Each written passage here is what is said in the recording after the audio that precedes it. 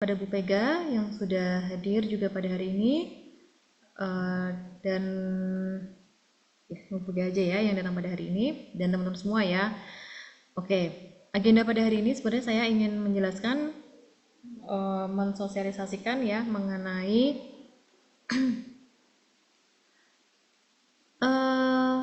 pertama adalah terkait dengan tugas akhir atau sidang ya. Bukan tugas akhir, itu ada seminar dan sidang ya, seperti itu. Saya share dulu untuk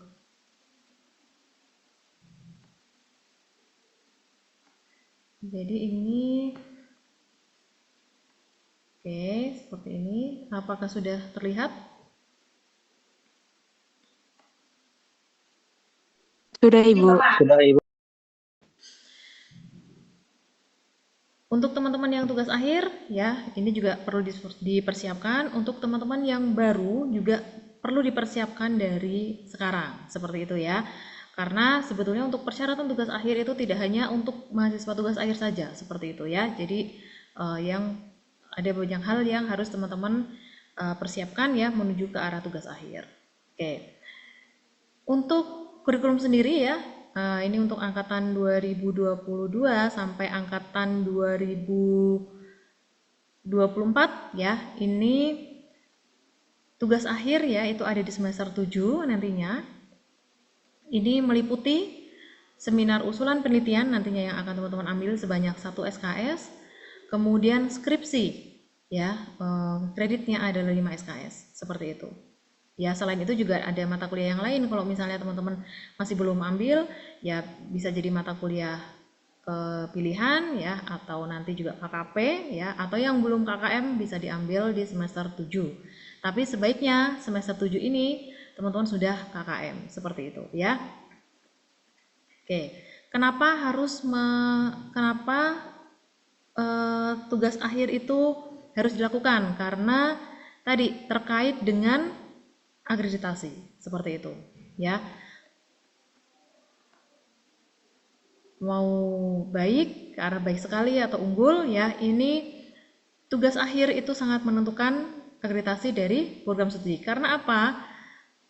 Nah, ini yang kaitannya dengan tugas akhir teman-teman ya. Pertama ada, jadi poin-poin yang dinilai di dalam akreditasi adalah prestasi mahasiswa yang jelas ya, seperti itu, akademik maupun non akademik. Kemudian IPK lulusan, lama studi. Nah, ini juga menjadi menjadi faktor ya penentu. Kalau misalnya lama studinya ada yang sampai istilahnya tidak tepat waktu, itu akan mempengaruhi akreditasi, seperti itu ya. Masa studi tepat waktu berapa? 4 tahun. Ya, jadi perlu teman-teman pertimbangkan ya. Jadi 4 tahun. Jadi kenapa harus mulai dari dini untuk mempersiapkan tugas akhir? Ya, karena juga mempengaruhi masa studi teman-teman semua. Ya, kalau masa studinya semakin bertambah, ya SPP yang dibayarkan juga semakin bertambah. Nah, nilainya juga belum tentu ya, semakin tambah baik, seperti itu ya. Biasanya kalau untuk lulusan, ya lulusan itu yang dicari adalah yang fresh graduate, seperti itu ya. Nah, kemudian ya juga tidak berlama-lama di universitas, seperti itu ya. Makanya dipersiapkan dari sekarang ya. Kemudian kelulusan tepat waktu itu ya 4 tahun. Kemudian keberhasilan studi ya, itu menjadi penentu. Kemudian penilaian waktu tunggu. Waktu tunggu itu apa? Setelah teman-teman lulus ya. Lulusnya dilihat dari mana? Nah, ini tergantung ya. Pertama dilihat dari masa sidang, kemudian masa perbaikannya, seperti itu ya. Nah,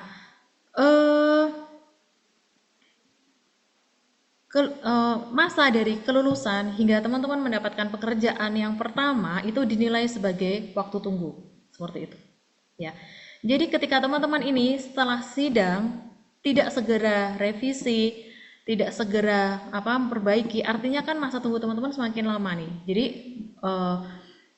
Jadi setelah sidang kemudian masih belum segera revisi gitu ya, kemudian masih misalnya masih ingin healing lah atau apa ya, seperti itu ya. Nah, itu kan berarti memperlama waktu tunggu dari teman-teman semuanya, seperti itu. Karena kan dari sidang kan teman-teman harus harus mengurus SKL, mengurus pertama perbaikan dulu ya, perbaikan dulu, kemudian surat keterangan lulus, kemudian sampai wisuda seperti itu kan. Nah, itu eh, menjadi masa waktu tunggunya teman-teman semua. Kemudian penilaian kesesuaian dengan bidang kerja, apakah sesuai dengan teknologi pangan atau tidak, seperti itu ya. Nah, ini menjadi penilaian di akreditasi, seperti itu. Oke, tugas akhir ya itu terdiri dari seminar dan juga skripsi. Seminar tadi 1 SKS, kemudian skripsi 5 SKS ya, di mana di dalam skripsi ini juga teman-teman harus termasuk bagian dari skripsi adalah seminar hasil penelitian, seperti itu. Oke. Kemudian seminar usulan penelitian ya. Jadi tadi ada seminar ya, seminar usulan penelitian. Nah, ini adalah syarat-syaratnya. Jadi teman-teman juga harus tahu dan juga harus mempersiapkan ini seperti itu ya. Yang pertama tercatat sebagai mahasiswa aktif, lulus mata kuliah metodologi penelitian. Jadi dipastikan mata kuliah metode penelitiannya kalau misalnya belum ada nilainya ya berarti teman-teman ini apa namanya belum bisa mengikuti seminar usulan penelitian seperti itu ya. Jadi yang pertama adalah lulus MK metodologi penelitian, kemudian menyelesaikan minimal 129 SKS ya, telah mendapatkan dosen pembimbing skripsi, kemudian draft usulannya telah disetujui oleh dosen pembimbing skripsi, itu adalah syarat usulan penelitian. Teman-teman membuat makalah yang nanti akan dibagikan kepada peserta dan ditandatangan oleh dosen pembimbing skripsi. Ya, jadi sudah ada ACC-nya. Nah, pada saat seminar ada PPT yang ditampilkan. Nah, sebelum seminar ya, teman-teman harus memiliki minimal 6 kali bimbingan. Ya, 3 kali dengan dosen pembimbing pertama, 3 kali dengan dosen pembimbing kedua. Dicatatnya di mana? Di kartu hijau di formulir bimbingan. Gitu ya. Kemudian memiliki riwayat presensi seminar usulan penelitian minimal 10. Ya, ini menjadi syarat untuk teman-teman mengikuti seminar usulan penelitian. Nanti ini dicek nggak? Dicek ya. Ini harus teman-teman upload dalam link Gform yang tersedia. Di situ adalah link pendaftaran seminar usulan penelitian seperti itu. Oke. Nah, form ini ya. Kemudian teman-teman untuk seminar usulan penelitian mendaftar seminar usulan penelitian ya pada link yang tersedia dengan mengupload ya beberapa seperti form kesediaan seminar yang sudah ditandatangan oleh pembimbing skripsi, makalah yang sudah di ACC pembimbing skripsi, riwayat bimbingan tadi ya, yang kartu hijau, dan juga draft usulan penelitian. Ya, itu untuk pendaftarannya. Oke. Nah, pada saat seminar harus terpenuhi kuota peserta. Syarat minimalnya adalah 15 peserta. Seperti itu ya. Oke. Nah, untuk seminar usulan penelitian ya, yang nantinya akan kami jadwalkan karena ini teman-teman ini yang untuk mahasiswa yang sudah menempuh tugas akhir ya, ini di angkatan 2022 maupun 2021 ya, ini untuk ya supaya teman-teman ini memiliki semangat ya dan progres ya untuk seminar usulan penelitiannya nanti akan dijadwalkan seperti itu. Oke. Kemudian terkait dengan seminar hasil penelitian sebetulnya sama ya persyaratannya. Ini dilakukan ketika teman-teman sudah selesai penelitian. Oke. Beberapa yang harus disiapkan adalah tentu saja PPT-nya ya, makalah yang sudah di-ACC oleh pembimbing skripsi, draft yang sudah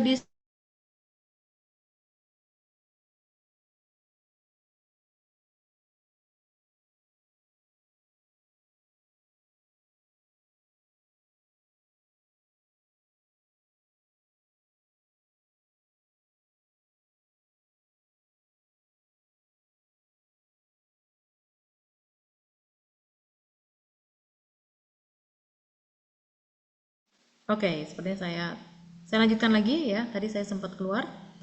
Draft yang sudah di ACC, PPT seminarnya ada, makalah seminar yang sudah di ACC dan juga terpenuhi quorum 15 peserta. Ya. Dan juga syaratnya dalam pendaftarannya adalah keikutsertaan dalam seminar hasil teman-temannya minimal 10 seperti itu. Oke. Apakah boleh dari prodi lain? Boleh. Ya. Jadi teman-teman misalnya mau mengikuti prodi perikanan seperti itu ya silakan. Ya, dicek saja jadwalnya. Sepertinya jadwalnya sudah terpampang ya, ada di bagian pelayanan di TV sepertinya. Nah, itu dicek saja dan linknya sebenarnya sudah ada. Jadi teman-teman tinggal ngecek saja ya jadwalnya hari itu apa, dicek. Oke.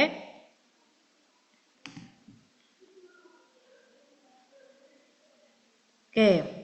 Terkait dengan sidang, ini yang biasanya teman-teman ini ada kurang ini gitu ya. Nah, untuk sidang skripsi, yang pertama adalah teman-teman mengontrak mata kuliah ya skripsi di KRS-nya. Kemudian lulus seluruh mata kuliah yang sudah ditempuh dan memenuhi beban studi kumulatif minimal dipersyaratkan oleh prodi. Jadi, beberapa minimalnya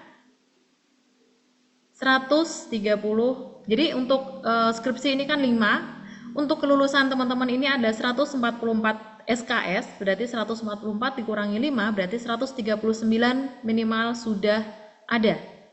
Ya, sudah ditempuh dan nilainya sudah keluar. Seperti itu ya. Dan tidak ada nilai K, tidak ada nilai E, seperti itu. Oke. Kemudian telah menyusun dan menulis laporan tugas akhir. Jadi tugas akhirnya ini sudah ada dan sudah di ACC, disetujui oleh pembimbing skripsi. Oke. Dan nanti diminta persetujuan dari ketua program studi, seperti itu. Oke. Syarat sidang lagi adalah nilai TOEFL, ya. TOEFL IPT ini minimal 425 untuk program sarjana ya. Dan ini dikeluarkan oleh Pusat Pelatihan Bahasa. Jadi yang ada di Untirta ya. Bagaimana dengan yang di tempat lain itu tidak boleh ya. Makanya mulai dari sekarang teman-teman mulai dari yang semester berapa nih? Semester 4 ya. Ini sudah bisa mencoba mengambil untuk tes TOEFL seperti itu ya. Nah, skor minimal adalah 425. Jangan mepet-mepet ketika teman-teman ini sudah selesai penelitian baru mengambil, nanti nggak kebagian kuota seperti itu. Padahal teman-teman ini sudah punya waktu yang banyak sekali bisa digunakan untuk untuk mendaftar TOEFL ya di Untirta seperti itu. Pelaksanaan TOEFL-nya bisa setiap hari ya, dicek aja jadwalnya. Itu ada setiap hari pasti ada ya, setiap hari pasti ada jadwal TOEFL-nya. Oke. Kemudian ini hanya boleh di Untirta ya untuk EPT dan mendapat pengesahan dari Untirta. Oke. Nah, untuk yang TOEFL ITP yang dikeluarkan oleh lembaga resmi ya, seperti ILP, IF, IIF ini juga bisa ya. Ini dengan skor minimal 425.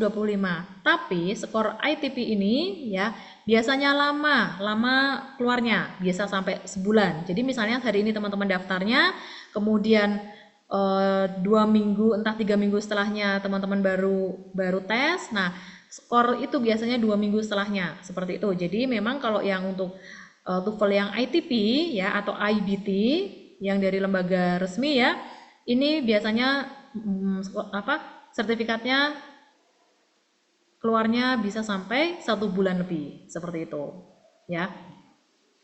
Nah, bagaimana kalau yang ini ya 425 seperti itu. Nah, bagaimana kalau yang ternyata skornya belum memenuhi? Maka teman-teman ini ya selama dicoba dulu ya. Nah, untuk mahasiswa tingkat akhir yang belum memenuhi 425, maka ini kalau mahasiswa yang masih ini ya, misalnya mahasiswa semester 4, mahasiswa semester 3, semester 6 gitu ya. Ini masih bisa mencoba ya, sepanjang masih ada waktunya. Tapi kalau misalnya mahasiswa tingkat akhir dan belum mendapatkan apa namanya? eh, syarat minimal kelulusan TOEFL skor 425, maka teman-teman ini mengikuti bootcamp yang diselenggarakan oleh pusat bahasa. Seperti itu. Bootcampnya dilaksanakan nanti mengikuti aturan dari pusat bahasa. Seperti itu. Ya. Oke, ini sudah saya berikan. Jadi mulai dari sekarang apakah bisa mengambil skor TOEFL? Bisa. Gitu ya. Dan nanti skor TOEFL bagaimana dari prodi ini sudah ada nilai setoran nilai TOEFL dari pusat bahasa ke prodi, sehingga dari prodi juga bisa mengecek skornya berapa seperti itu ya. Jadi selalu nih ya, selalu bisa diupdate ya di prodi seperti itu. Oke.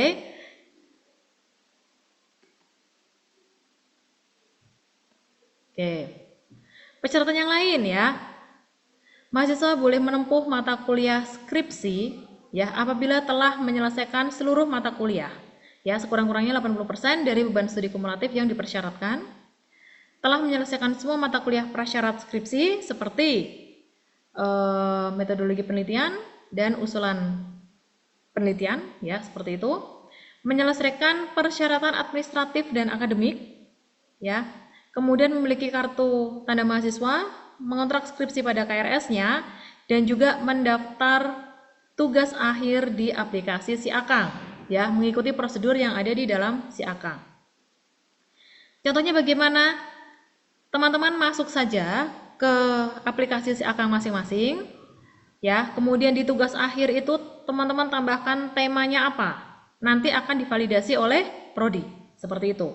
Untuk yang angkatan 2022 ya, yang angkatan 2021 sudah masuk ya ininya rencana tugas akhirnya ya sudah divalidasi. Nah, berarti tinggal yang 2022. Jadi segera difinalisasi topiknya apa ya supaya bisa masuk ke ini ya, supaya bisa masuk ke tugas akhir yang ada di Si Akang, seperti itu.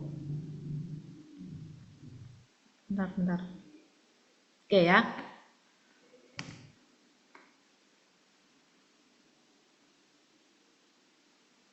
Sebentar saya.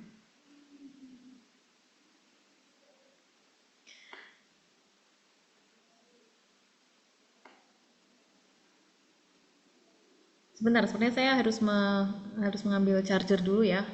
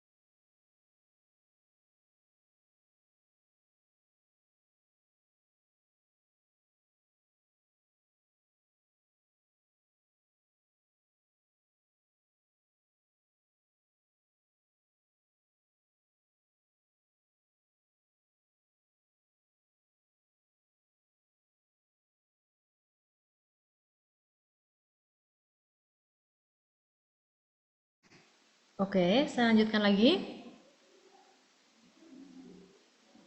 Nah, ya. Jadi teman-teman silakan yang tugas akhir angkatan 2001 dan 2022 dan angkatan 2020, 2019 ya. Kalau yang belum mengisi ya silakan diisi. Gitu ya. Nah, untuk yang baru dipersilakan maksimal ya sampai sebelum UTS periode selanjutnya ini sudah harus mengisi tugas akhir seperti itu. Ya, harus sudah mengisi topik tugas akhirnya apa untuk divalidasi. Kenapa harus seperti itu? Untuk mengisi untuk mengisi bimbingan ya, pembimbing skripsi. Karena kalau misalnya teman-teman ini belum mengisi ya, belum mengisi topiknya apa di si Akang ya, teman-teman belum bisa mendapatkan pembimbing jadi belum bisa memasukkan nama pembimbing skripsi di si Akang seperti itu ya. Jadi diberi waktu maksimal sampai UTS periode depan ya. Ini sudah harus mengisi topik skripsi yang ada di si Akang seperti itu. Oke, jadi tinggal hanya mengisi saja ya, gitu. Selanjutnya,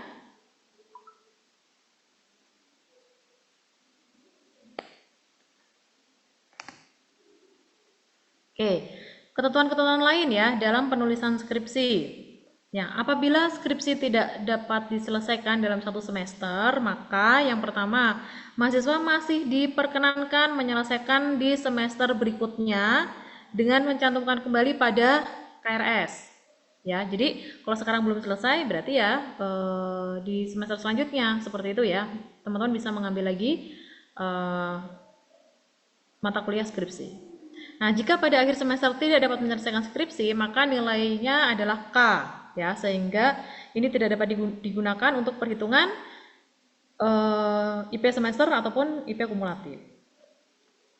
Waktu adalah maksimal 2 semester, ya, 2 semester. Jadi teman-teman mengisi 2 kali mata kuliah skripsi di KRS-nya seperti itu. Misalnya semester ini ya, berarti semester ini dan semester depan seperti itu. Ujian skripsi diselenggarakan pada akhir studi dalam bentuk sidang ujian sarjana, yaitu ujian terhadap materi skripsi dan juga ujian komprehensif.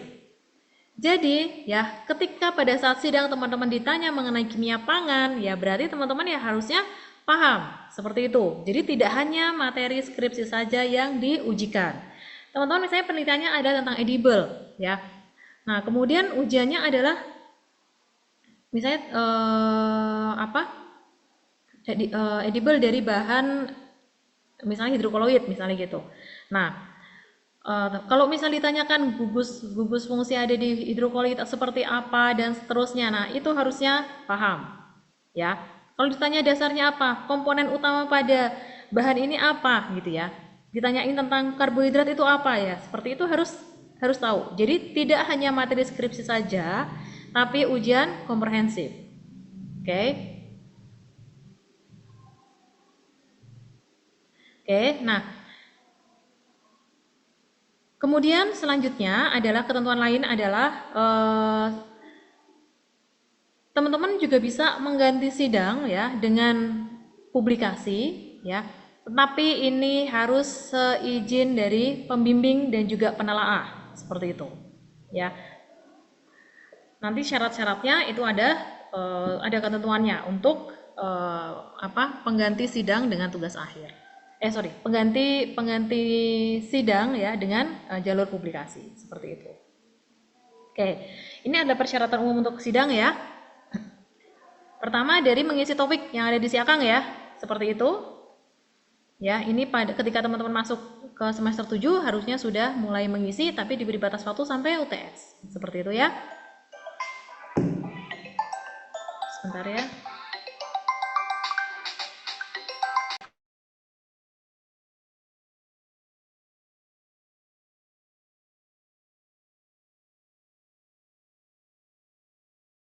Kemudian untuk bimbingan minimal 12 kali. Ya, bimbingan ini minimal 12 kali tercatat pada si akang. Nah, kalau misalnya kurang bagaimana? Intinya gini, minimal itu kalau di si akang 12 ya, 6 pembimbing 1, 6 pembimbing 2. Kalau tidak ya, kalau tidak ada pembimbingan yang ada di si akang, maka biasanya nilai itu tidak dapat divalidasi ya pada saat teman-teman sidang. Jadi misalnya pembimbing ini nggak bisa memvalidasi seperti itu ya, karena tidak ada catatan pembimbingannya seperti itu ya. Jadi di si akang ini teman-teman masukkan bimbingannya, misalnya mulai dari bimbingan ini ya, sebelum ya. Jadi mulai dari misalnya bimbingan data ya, bimbingan pengolahan data, bimbingan sebelum seminar ya, seperti itu ya. Bimbingan draft topik pertama, bimbingan draft bab 1, bimbingan draft bab 2, bab 4 ya, ditulis aja di si akang ya, sesuai dengan arahan dari pembimbing skripsi, seperti itu ya. Nah, minimal 12 ya, 6 dan 6 pembimbing 1, 6 pembimbing 2. Nah, jika tidak ada maka ini nilainya khawatirnya ya tidak dapat divalidasi, nantinya ujungnya ke teman-teman semua, seperti itu. Jadi pembimbingan harus ada. Oke, nah persyaratan-persyaratan lain untuk pendaftaran sidang itu apa saja? Ada form pendaftaran sidang harus sudah di ACC oleh pembimbing dan juga penelaah. Kemudian validasi kelengkapan berkasnya, tadi ada beberapa berkas yang harus dipenuhi ya, nanti saya jelaskan kemudian. Biodata ya, ini tinggal di-download saja, sebenarnya sudah ada, tinggal diisi. Transkrip nilai. Nah, cek untuk masuk ke sidang ya, pertama tidak boleh ada nilai K, artinya nilai semuanya harus keluar. Kemudian nilai D minimal 1, maksimal 1 ya, nilai D maksimal 1. Kalau 2 bagaimana? Maka sidang itu dibatalkan. Ya, teman-teman harus mengulang mata kuliah yang D itu hingga yang D itu tidak D lagi, seperti itu. Ya, biasanya D ini benar-benar keterlaluan ya, entah nggak masuk, entah nggak ngerjain tugas, seperti itu. Pasti ini sangat keterlaluan sekali kalau misalnya ada mahasiswa yang mendapatkan nilai D.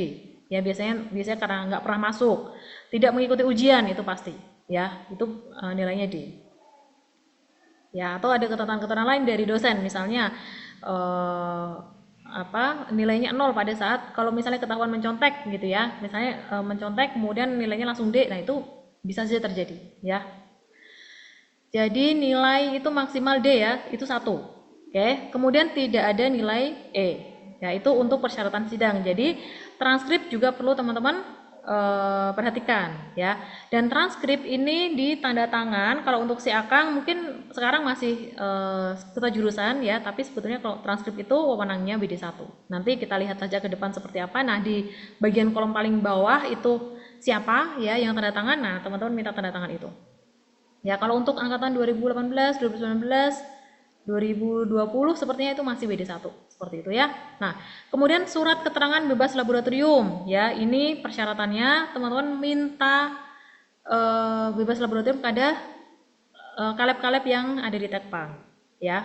Labnya ada 4 ya, lab analisis pangan, lab mikrobiologi, lab teknologi industri pangan, dan lab rekayasa ya.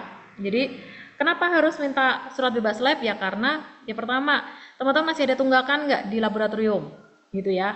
Artinya tunggakan itu masih nyimpan sampelnya belum dibersihkan, seperti itu ya. Jadi itu harus kita cek satu-satu ya.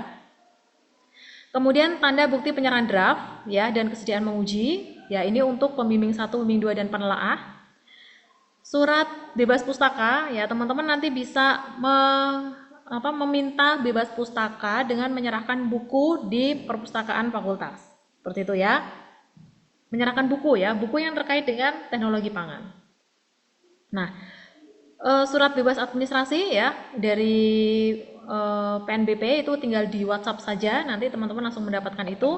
Syaratnya adalah di lembar pengesahan ada ACC sidang. Ya, di lembar pengesahan skripsinya sudah ada ACC sidang, maka itu teman-teman screenshot, teman-teman tinggal kirim ya, itu nanti bisa dimintakan surat bebas UKT seperti itu ya. Kemudian surat pernyataan keaslian dokumen, kartu bimbingan seminar, kartu bimbingan dan kartu seminar ya yang sudah ditandatangan ketua jurusan ya. Karena kan selama ini belum ditandatangan, biasanya ditandatangan di akhir-akhir. Nah, ditandatangan. Itu kemudian baru teman-teman scan. Kemudian TOEFL ya, ini wajib ya. 425 ya, seperti itu. Ini sebagai syarat kelulusan. Kemudian pas foto ya, dan ijazah SMA atau SMK atau SLTA yang telah dilegalisir ya. Jadi kalau misalnya nih pada saat mau sidang ternyata bilangnya ibu saya belum legalisir ijazah, lah kemana aja gitu ya. Teman-teman kan mulai dari semester 1 ini sudah bisa meminta ya, sudah bisa meminta legalisir ijazah SMA gitu ya. Jadi harusnya tidak ada, udah ada waktu 4 tahun untuk meminta legalisir ijazah SMA, SLTA atau SMK seperti itu ya. Kemudian pada saat sidang tadi ada pengujian ya, pengujian materi skripsi dan juga materi komprehensif. Nah, setelah sidang ini maksimal 1 bulan perbaikan. Jika dalam 1 bulan ya tidak perbaikan, jadi dari jurusan itu menerima revisi perbaikan sidang, itu ya tandanya itu ya. Itu maka teman-teman pertama alternatifnya adalah pengurangan huruf mutu 1 tingkat. Jadi misalnya teman-teman ini dapatnya A, kita kurangi jadi B seperti itu, atau sidang ulang. Oke, itu ya ketentuannya.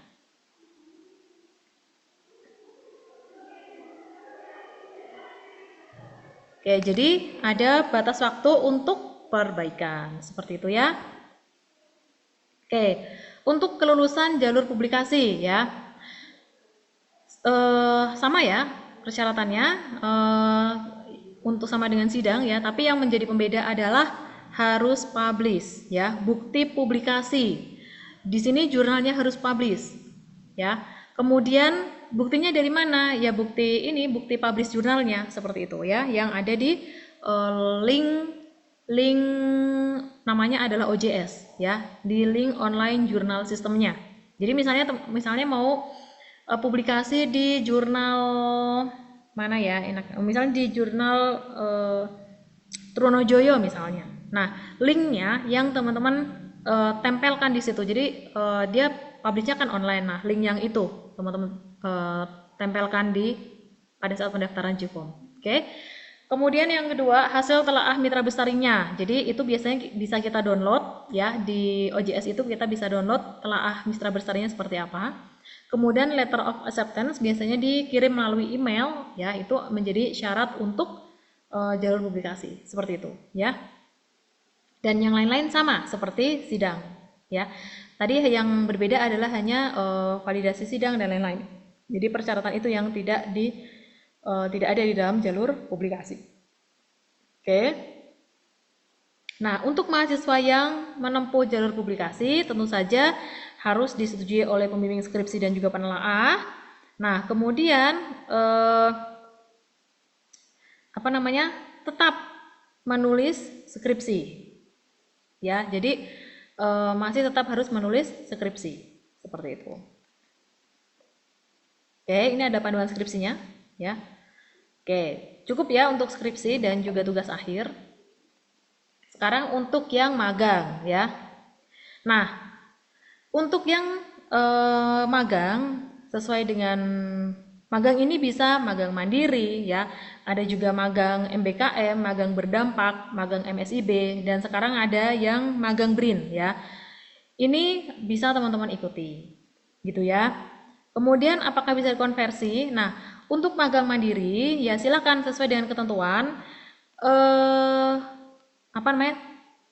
Untuk magang mandiri, MSIB atau magang berdampak tetap harus meminta persetujuan dari pembimbing akademik. Ya, jika tidak maka tidak akan bisa. Misalnya teman-teman mau ikut magang berdampak, ya tetap harus disetujui oleh pembimbing akademik. Ya, dengan form yang sudah sudah diedarkan ya. Nah, ini sebenarnya formnya dari mana dapatnya? Dari website Tekpang ya. Di situ teman-teman di website Tekpang itu ada, mungkin saya share aja ya. SOP mana? Oke. Nanti sekali dibaca ya. Untuk mahasiswa tingkat awal juga boleh, silakan mampir ke websitenya Tekpang ya. Nah, jadi ini adalah SOP untuk magang ya. Ini magang yang MBKM atau magang berdampak MSIB ini sama ya. Jadi pertama dari DPA ya, konsultasi dengan DPA dulu. Nah, kemudian mengisi form untuk mendapatkan rekomendasi dari Kaprodi gitu ya. Kenapa harus seperti ini? Jadi saya bukan serta-merta untuk teman-teman yang mendaftar MBKM berdampak ya. Ini kan saya sudah dapat nama-namanya. Saya belum setujui. Kenapa? Ya saya menunggu dari teman-teman semua meminta izin dulu terhadap PA masing-masing. Ya, kalau tidak, maka saya tidak akan ACC karena yang paling tahu dengan teman-teman ya bagaimana studinya teman-teman ya, apa yang kurang, KRS-nya berapa sih yang kurang gitu. Itu kan DPA gitu ya. Jadi harus seizin dari PA ya, nanti kemudian baru teman-teman serahkan itu ke prodi atau ke loker. Nanti saya pasti akan ACC, akan setujui seperti itu. Oke, ya seperti kemarin ya, hari ini ada Salma ya datang ke saya meminta persetujuan. Oke, dengan sudah ada pembimbing akademik ya. Kemudian kemarin Tetin ada Iksan juga ya. Ini kan sudah ada pendaftarannya sudah masuk disetujui oleh DPA ya sudah gitu ya. Saya pasti akan ACC seperti itu. Oke, jadi yang mendaftar dan yang belum ini belum bisa di ACC karena teman-teman ini belum mendapatkan ACC dari PA dan saya sudah konfirmasi kepada pembimbing akademik masing-masing, teman-teman ini belum berkonsultasi seperti itu. Jadi silakan buktinya ini sudah ada hitam di atas putih ya, ada tanda tangan persetujuan dari DPA seperti itu. Kemudian silakan ke loket ya, ke loker ya. Kemudian setelah itu sepertinya teman-teman tidak perlu untuk surat rekomendasi, tapi kalau perlu surat rekomendasi misalnya dari BRIN ya, BRIN itu minta surat rekomendasi, maka teman-teman bisa minta surat rekomendasi dari fakultas ya. Kalau surat rekomendasi kalau untuk instansi keluar itu biasanya dari fakultas ya. Tanda tangannya adalah dekan, WD3 bisa atau WD1 bisa, seperti itu ya. Kemudian daftar di web masing-masing ya, daftarnya misalnya web di ELSA atau web manapun ya, MSIB seperti itu, kalau dibutuhkan surat rekomendasi. Nah kalau MBKM yang berdampak kan tidak perlu ya, jadi tinggal ACC saja sepertinya gitu. Nah kemudian setelah itu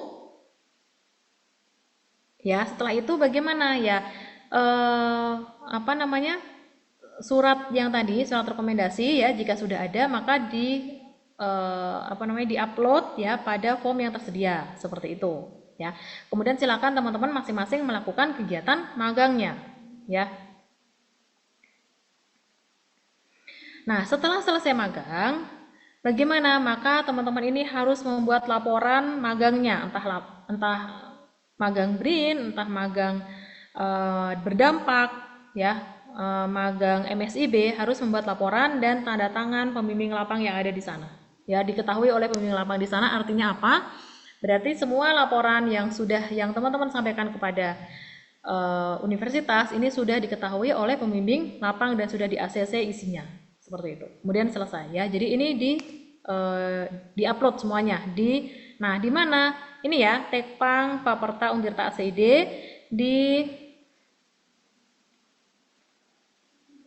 coba saya ya, sepertinya susah. Ada di sini ya. Nah, nanti dicek aja di websitenya ya. Ada MBKM dan lain-lain. Di situ di website ada kurikulum, ada MBKM. Nah, cek yang MBKM. Ya, oke. Bagaimana dengan magang mandiri ya, silakan dimasukkan ke situ ya. Kemudian formulir-formulirnya seperti apa? Ini ada formulir-formulirnya ya. Nah, salah satunya yang saya share ke grup itu adalah formulir ini. Syarat untuk mengikuti magang MSIB, magang MBKM, magang berdampak ya, itu adalah yang pertama minimal teman-teman semester 5 itu baru bisa mengikuti magang magang MBKM, intinya seperti itu ya. Saya istilahnya MBKM saja biar bisa meliputi semuanya. Oke, minimal semester 5. Bagaimana dengan semester 4? Silakan semester 4 ya. Dengan persetujuan dari DPA. Oke. Kemudian dijalankan di semester 5 seperti itu ya. Bagaimana dengan semester 3, semester 2 belum bisa. Ya, yang tidak semester 5 ke atas, semester 5 boleh, semester 6 boleh, semester 7 boleh, ya semester 8 boleh dengan persetujuan DPA ya. Nah,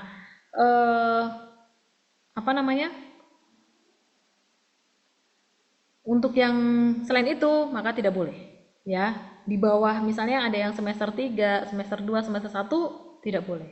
Oke. Sebentar ya.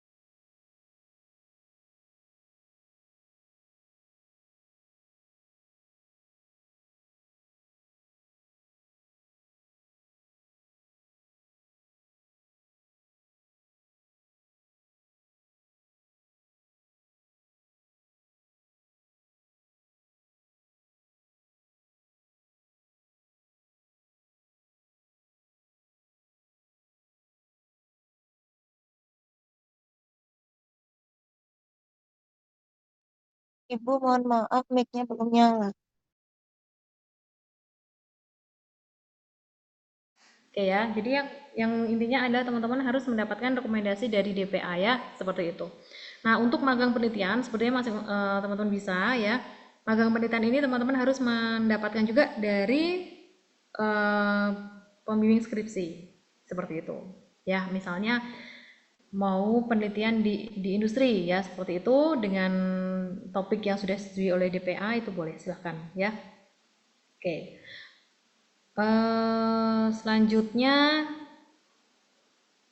oke, ini sampai penerbitan tadi ya, magang. Yang penting adalah, kemudian jangan lupa kalau sudah diterima nanti bukti upload penerimaan magangnya di link ya, seperti itu. Nah, setelah selesai kegiatan, maka teman-teman jangan lupa untuk melaporkan ya, melaporkan ini apa saja yang dilaporkan, berarti ada laporannya sudah di ACC. Kemudian logbook kegiatan harian, nilai kalau misalnya di sana ada nilai ya yang penilaian dari lapangan ya. Kemudian survei kepuasan. Jadi survei kepuasan mitra yang diisi oleh mitra ya, mitra magang seperti itu.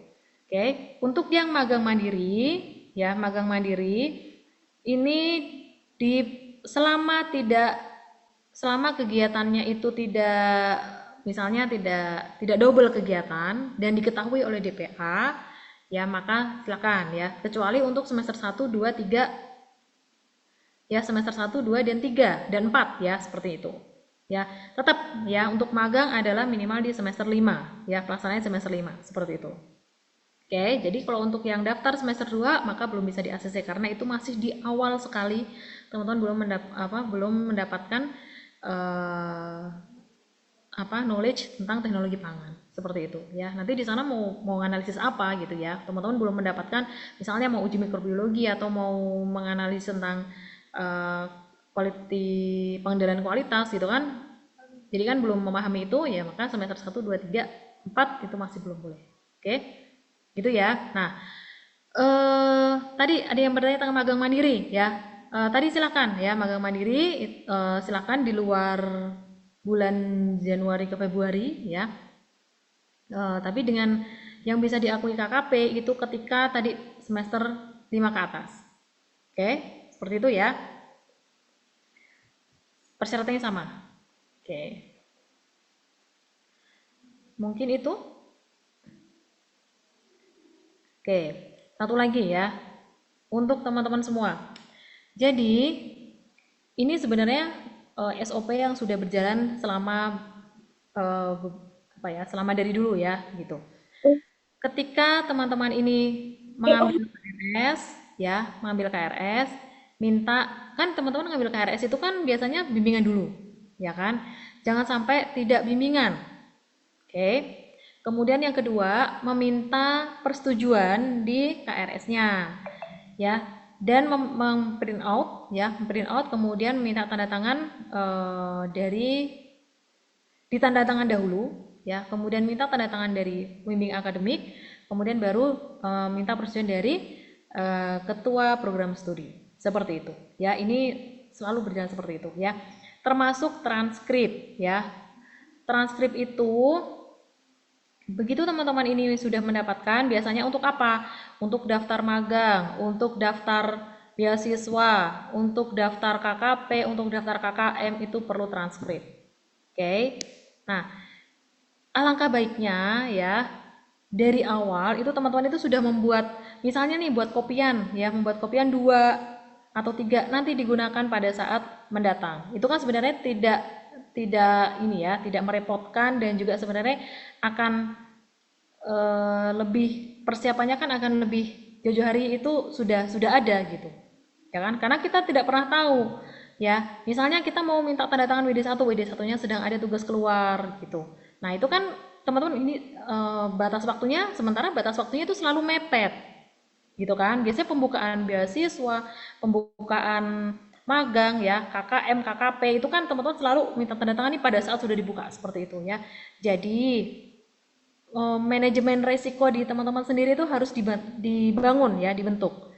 Begitu teman-teman ini sudah dapat transkrip ya, mulailah meminta persetujuan, disimpan gitu ya, disimpan untuk keperluan yang akan datang. Seperti itu ya. Entah nanti untuk pasti banyak ya beasiswa gitu ya, atau nanti program apa misalnya riset pendanaan riset penelitian gitu, itu kan membutuhkan transkrip dan sebagainya kan. Nah itu misalnya transkrip dan juga KRS misalnya seperti itu, nah itu disimpan ya untuk keperluan seperti itu.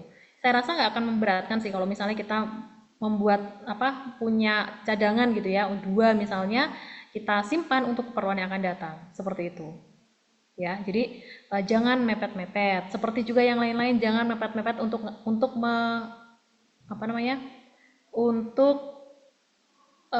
mengikuti tes TOEFL seperti itu. Ya.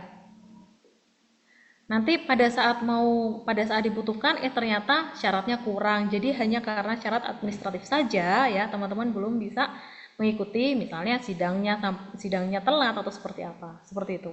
Ya. Oke. Mungkin itu ya dari saya. Silakan mungkin Bu Vega bisa ini Bu. Ada tambahan mungkin dari Bu Vega ya. Baik, Bu Julfa. Sebentar. Blok H berapa? 6. Mana? Nomor?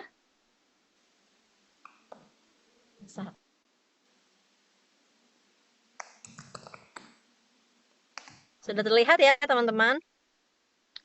Nah, jadi ini sebenarnya intinya. Wah, ini belok ya. Iya,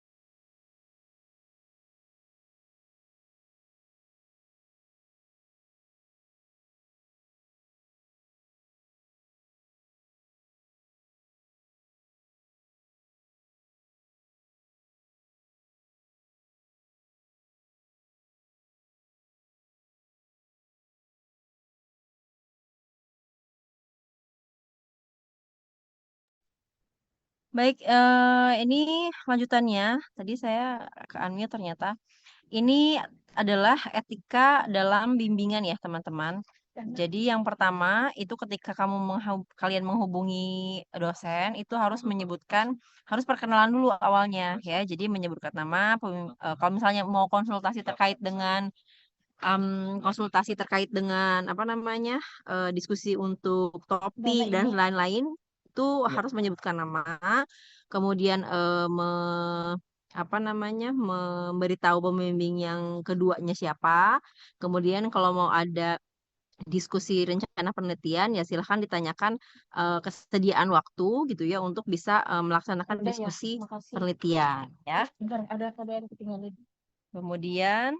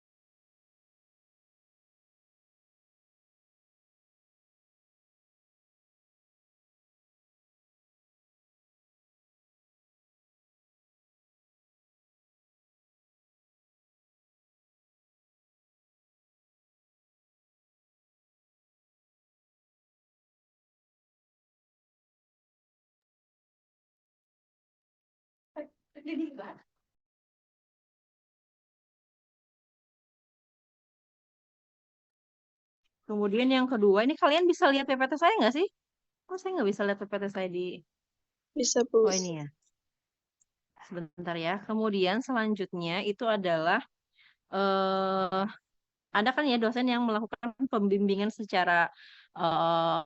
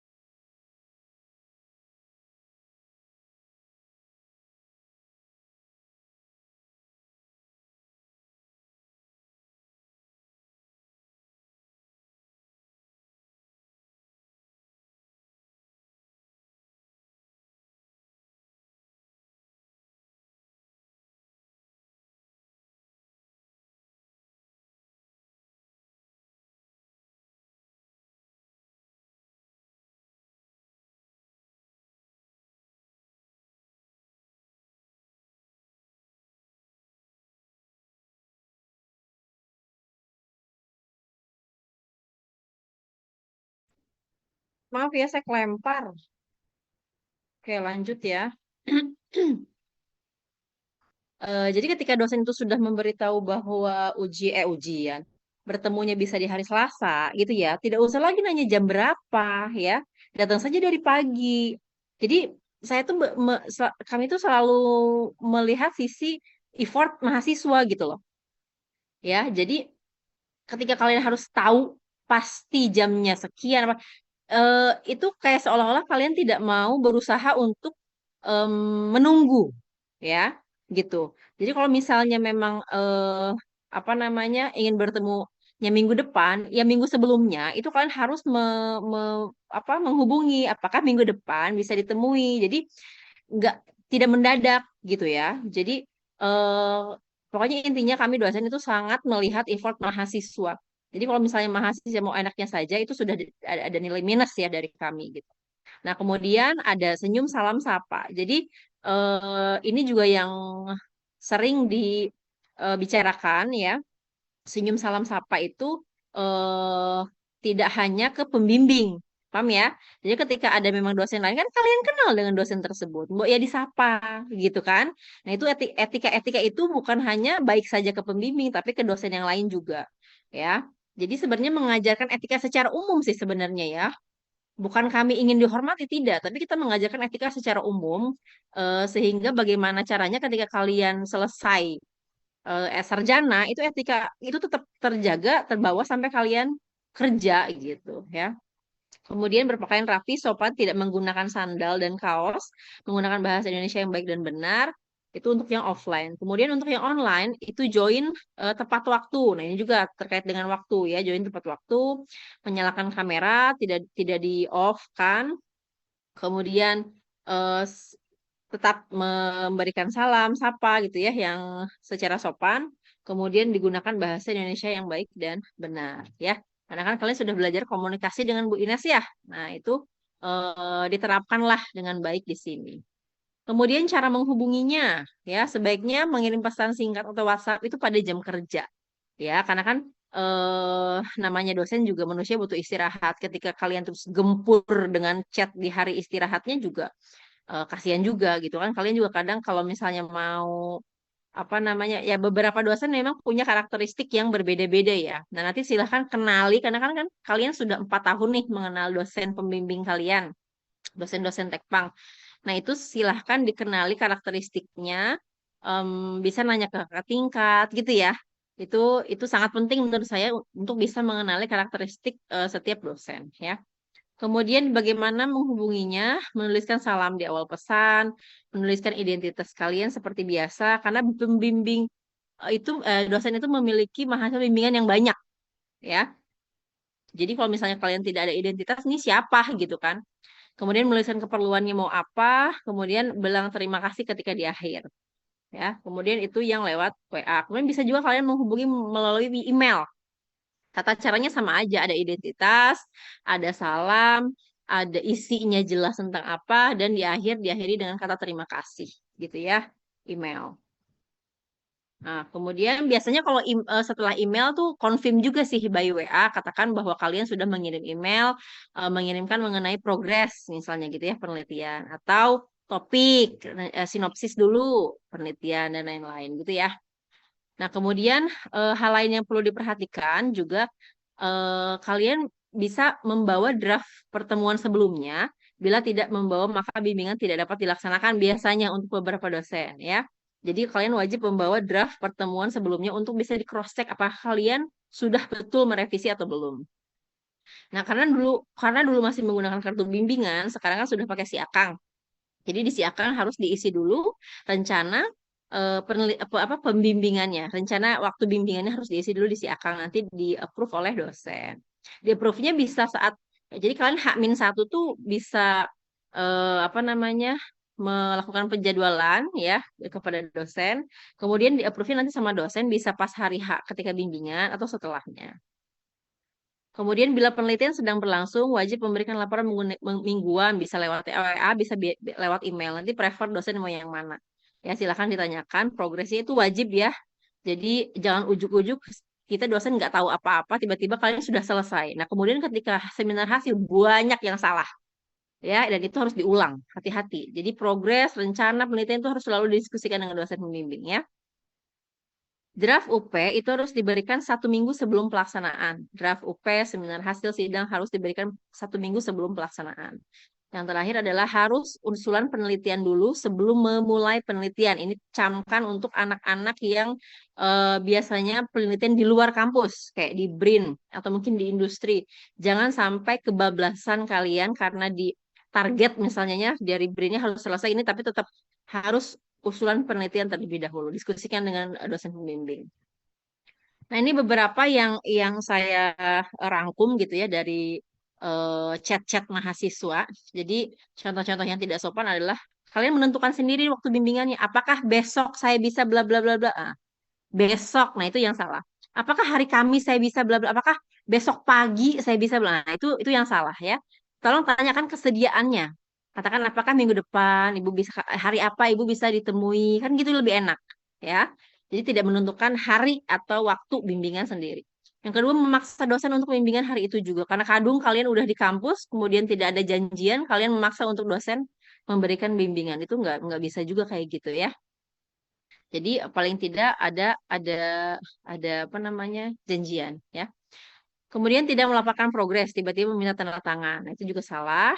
Kemudian ini kadang suka gini nih apa mahasiswa. WA panjang lebar yang memerlukan diskusi. Kalau sekiranya itu memerlukan diskusi yang tidak bisa apa namanya didiskusikan di WhatsApp, itu tolonglah temui saja ya. Tidak bisa kalian panjang lebar gitu jelasin progres kalian. Kalau misalnya progresnya kayak cuma seuprit-seuprit ya nggak ada yang perlu didiskusikan misalnya gitu ya.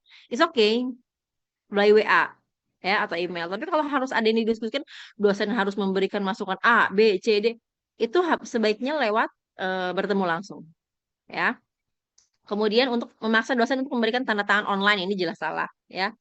Nah, jika tidak dibalas, cari info ke kampus atau kemana ya. Jadi dulu itu pelajaran bagi kami nih mahasiswa-mahasiswa jadul, kami mencari dosen tuh tidak by WA. Sekarang karena kemudahan teknologi, artinya kalian diperbudak oleh teknologi ya. Semua apa-apa by WA, WA itu tuh itu mengikis ke apa ya? Ke kerja keras kalian juga dikikis oleh teknologi. Jadi akhirnya kebawa kalian tuh oleh teknologi. Itu yang salah ya. Jadi dulu itu kami itu sebagai mahasiswa kami melihat apakah di ruangannya ada tidak. Apakah misalnya kalau di ruangannya tidak ada, lihat jadwalnya. Apakah sekarang ada jadwal ibu ini untuk ngajar? Kalau ada misalnya di mana, nah itu ditunggu. Kemudian lihat mobilnya apakah sudah datang atau belum. Nah, yang kayak gitu itu. Jadi dosen itu melihat effort. Nah, itu yang salah satu yang salah satu contoh dosen apa mahasiswa yang berusaha untuk bisa menemui dosen. Jadi ada usahanya gitu. Itu tuh yang itu pelajaran yang sangat berarti dibanding kalian dapat nilai lah, dapat nilai apa A, B, C, tapi apa ya etika-etika atau dari sisi sosialnya itu minus tuh sangat apa ya sayang sekali gitu ya. Nilai bagus tapi sosialnya atau attitude-nya nol tuh sangat sayang sekali ya. Karena sosialisme manusia itu akan terbawa ya sampai nanti. Jadi saya harapkan kenapa etika ini harus dijalankan agar kalian menjadi mahasiswa yang mau berusaha, tidak pantang menyerah, yang tough gitu ya di kemudian hari. Itu saja mungkin Bu Julfa, terima kasih.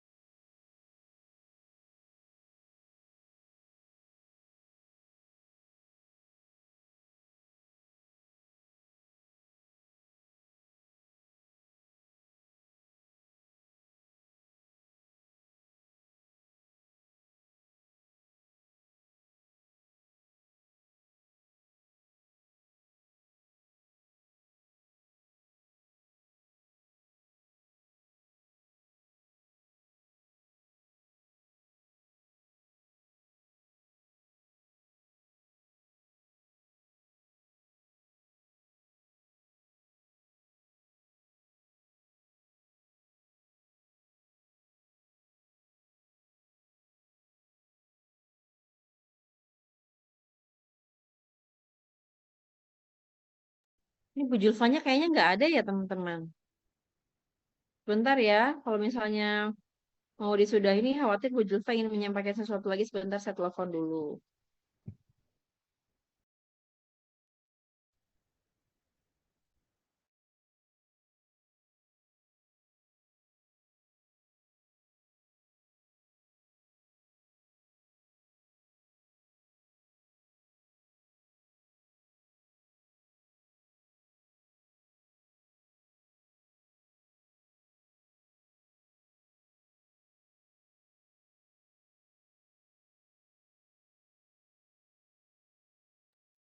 Oke, baik, karena tidak diangkat, seperti tadi Bu Julfa sudah menyampaikan semuanya ya. Jadi misalnya kalau misalnya ada yang ingin tanyakan, silahkan WA di grup, ya kan kalian ada grup angkatan tuh, Tekpang 2022, 21, 20 ya. Nah itu silahkan. Nanti mudah-mudahan apa hasil dari sosialisasi hari ini itu bisa mempercepat kalian dalam mengatur strategi untuk bisa lulus tepat waktu. Itu saja ya teman-teman. Mungkin terima kasih atas kehadirannya. Assalamualaikum warahmatullahi wabarakatuh. Waalaikumsalam.